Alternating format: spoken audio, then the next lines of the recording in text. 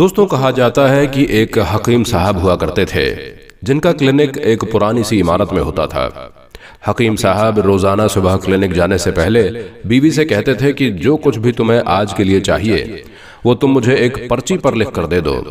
तभी उनकी बीवी वो सब कुछ लिख कर दे देती थी। तभी हकीम साहब दुकान पर आकर सबसे पहले वो पर्ची खोलते और बीवी ने जो चीजें लिखी होती थी उनके सामने उनकी कीमत को लिख देते थे और फिर उनका टोटल करते और आखिर में अल्लाह ताला से दुआ करते कि ऐ मेरे मौला, मैं सिर्फ तेरे ही हुक्म की खातिर तेरी इबादत छोड़कर दुनियादारी के चक्कर में बैठा हूं। अगर तू आज मेरी जरूरत की चीजों का बंदोबस्त कर देगा तो मैं इस वक्त यहां से उठ जाऊंगा। और फिर ऐसा ही होता था कि कभी सुबह के 9:30 बजे तो कभी 10 बजे हकीम साहब मरीजों से फारिग होकर अपने घर लौट जाते थे। एक दिन हकीम साहब ने दुकान खोली और दुकान का हिसाब लगाने के लिए पर्ची खोली तो पर्ची को देखते ही रह गए। एक मर्तबा तो उनका दिमाग ही घूम गया। उनके आंखों के सामने तारे चमकते हुए नजर आ रहे थे, लेकिन उन्होंने जल्दी अपने जज्बात पर काबू किया, क्योंकि दरअसल आटा दाल वगैरह के बाद उनकी बेगम ने लिखा था कि बेटी के दहेज का सामान। एक दिन हकीम साहब ने दुकान खोली तो कुछ देर तक सोते रहे। तभी चीजों की कीमत लिखने के बाद दहेज के सामने लिखा कि ये तो खुदा का काम है, खुदा जाने। तभी 1-2 मरीज आए हुए थे, उनको हकीम साहब दवाई दे रहे थे। इस दौरान एक बड़ी सी कार उनके क्लिनिक के सामने आकर रुक गई। हकीम ने कोई कार या कार वाले पर तवज्जो न दी, क्योंकि कई कारों वाले उनके पास आते जाते रहते थे और क्योंकि वो एक अल्लाह के नेक बंदे थे और एक अच्छे इंसान थे और दुनिया वालों की नजर में नेक और अच्छे इंसान कहे जाते थे। तभी कुछ मरीज दवाई लेकर चले गए। तभी वो कार वाले कार से बाहर निकले और सलाम करके कुर्सी पर बैठ गए। तभी हकीम साहब ने कहा कि अगर आपने कोई दवाई लेनी है तो आप इधर स्टॉल पर आ जाइए ताकि मैं आपकी नब्ज देख लूं, और अगर आपको किसी मरीज की दवाई लेकर जानी है तो बीमारी की कैफियत बयान करें। तभी वो सब कहने लगे, हकीम साहब, मेरा ख्याल है कि आपने मुझे पहचाना नहीं है, क्योंकि आप मुझे पहचान भी कैसे सकते हैं, क्योंकि मैं 15-16 साल के बाद आपके क्लिनिक पर आ रहा हूं और मैं आपको कुछ पुरानी बातें बताता हूं, तभी आपको सारी बातें याद आ जाएंगी। जब मैं पहली मर्तबा यहाँ आया था तो मैं खुद नहीं आया था, क्योंकि खुदा ने मुझे आपके पास भेजा था, क्योंकि खुदा को मुझ पर रहम आ गया था और वो मेरा घर आबाद करना चाहता था। क्योंकि हुआ कुछ इस तरह था कि मैं अपने घर जा रहा था, तभी आपकी दुकान के सामने हमारी कार पंचर हो गई थी। ड्राइवर कार का पहिया उतार कर पंचर लगवाने चला गया। आपने देखा कि मैं गर्मी में कार के पास खड़ा हूं तो आप मेरे पास आए और आपने क्लिनिक की तरफ इशारा करते हुए कहा कि आप इधर आकर कुर्सी पर बैठ जाइए। तभी मैंने आपका शुक्रिया अदा किया था और मैं कुर्सी पर आकर बैठ गया था। ड्राइवर ने कुछ ज्यादा ही देर लगा दी थी और एक छोटी सी बच्ची भी यहाँ पर आपके मेज के पास खड़ी थी और वो बार बार ये कह रही थी कि चले ना, मुझे भूख लगी है। तो आप उससे कह रहे थे, बेटा थोड़ा सब्र करो, अभी घर चलते हैं। तो मैंने ये सोचकर कि इतनी देर से आपके पास बैठा हूं, मुझे कोई दवाई आपसे खरीद लेनी चाहिए ताकि आप मेरे बैठने को ज्यादा महसूस ना करें। तो मैंने कहा, हकीम साहब, मैं 5-6 सालों से इंग्लैंड में रहता हूं। इंग्लैंड जाने से पहले ही मेरी शादी हो गई थी, लेकिन अभी तक औलाद की नेमत से महरूम हूं। यहां भी बहुत इलाज करवाया है, लेकिन अभी किस्मत ने मायूसी के सिवा और कुछ नहीं देखा है। आपने कहा था, मेरे भाई, खुदा से कभी ना उम्मीद मत होना, याद रखो उसके खजाने में किसी चीज की कमी नहीं है। औलाद के असबाब, गम और खुशी, हर चीज उसी के हाथ में है। किसी भी हकीम या डॉक्टर के हाथ में शिफा नहीं होती है और ना ही किसी दवा में शिफा होती है। अगर शिफा होनी होती है तो खुदा के हुक्म से होती है और औलाद भी वही देता है। मुझे याद है कि आप बातें करते जा रहे थे और साथ ही पुड़िया बनाते जा रहे थे।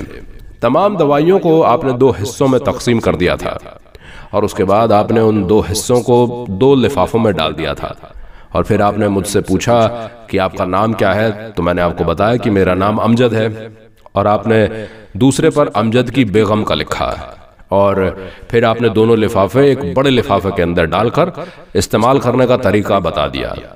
मैंने बेदर्दी से दवाई तो ले ली, लेकिन लेकिन मैं तो सिर्फ आपको कुछ रकम ही देना चाहता था। लेकिन जब दवाई लेने के बाद मैंने आपसे पूछा कि कितने पैसे हुए, तो आपने कहा बस ठीक है। तो फिर मैंने ज्यादा जोर करा तो आपने कहा कि आज का खाता बंद हो चुका है। तो मैंने कहा मुझे आपकी बात समझ में नहीं आई। इस दौरान वहां पर एक और आदमी आ चुका था। उसने मुझे बताया कि खाता बंद होने का मतलब क्या है, कि आज के घरेलू खर्च की रकम हकीम साहब ने खुदा से मांगी थी और वो अल्लाह ताला ने उन्हें दे दी है और इससे ज्यादा रकम वो नहीं ले सकते। मैं कुछ हैरान हुआ और दिल में शर्मिंदा भी हुआ कि मेरे कितने घटिया ख्यालात हैं और ये सादा सा दिखने वाला हकीम कितना अजीम और शान इंसान है। मैंने जब घर जाकर बीवी को दवाइयाँ दिखाई तो बेअख्तियार उसके मुंह से निकल पड़ा कि वो कोई इंसान नहीं बल्कि फरिश्ता है और उसकी दी हुई दवाइयाँ हमारे मन की मुरादें पूरी करने का बाइस बनेंगी। हकीम साहब मेरे घर में 3 फूल कुछ पहरे दिखा रहे हैं। हम मियाँ बीवी हर वक्त आपके लिए दुआएं करते रहते हैं और हम भी आपसे मिलने के लिए जब भी आए तो आपका क्लिनिक बंद ही मिला। मैं कल दोपहर भी आया था, आपका क्लिनिक बंद था। और एक आदमी पास में खड़ा था, वो कहने लगा अगर आपको हकीम साहब से मिलना है तो आप सुबह 9 बजे पहुंच जाइए, वरना उनके मिलने की कोई गारंटी नहीं है। इसलिए आज मैं सवेरे सवेरे आपके पास आ गया हूं। जो आज से 15 साल पहले मैंने आपके पास जो बेटी देखी थी, तो मैंने सोचा था कि मुझे उसको देखकर अपनी भांजी याद आ रही है। हमारी भांजी की शादी इसी महीने 21 तारीख को होनी है। उस भांजी की शादी का सारा खर्च मैंने अपने जिम्मे लिया था और आज से 10 दिन पहले ही मैंने अपनी कार में उसको लाहौर और अपने रिश्तेदारों में भेजा था और कहा था कि शादी के लिए अपनी मर्जी की जो चीज़ चाहे वो खरीदें। और वहां पर जाते ही उसे तेज बुखार हो गया, लेकिन उसने किसी को नहीं बताया। बुखार की गोलियां खाती रही और बाजारों में फिरती रही और बाजारों में फिरते फिरते अचानक बेहोश होकर गिर पड़ी और हम लोग वहां से उसे अस्पताल ले गए और वहां पर जाकर मालूम हुआ कि उसे 106 डिग्री बुखार है और ये इतना तेज बुखार था कि इसी बेहोशी के आलम में उसने अपनी जान दे दी। उसके मरने के बाद न जाने मुझे और मेरी बीवी को आपकी बेटी का ख्याल आने लगा।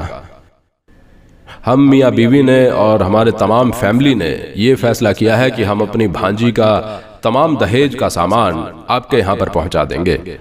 अगर शादी जल्द होगी तो हम उसका बंदोबस्त खुद करेंगे और अगर कुछ देर से है तो तमाम अखराजात के लिए ये रकम आपको पहुँचा देंगे। मेहरबानी करके आपको ना नहीं करनी है। हकीम साहब ने जब उस शख्स की ये सारी बातें सुनी तो वो दंग रह गए और हकीम साहब इस हैरानी के आलम में बोले कि आप जो भी कुछ कह रहे हैं मुझे इसके बारे में कुछ समझ में नहीं आ रहा है। जब मैंने यहाँ पर बीवी के हाथ की लिखी हुई पर्ची देखी तो मिर्च मसाले के बाद उसमें बेटी के दहेज का सामान लिखा था। आपको मालूम है कि मैंने उसके आगे क्या लिखा था? आप इस पर्ची को खुद पढ़कर देख लीजिए।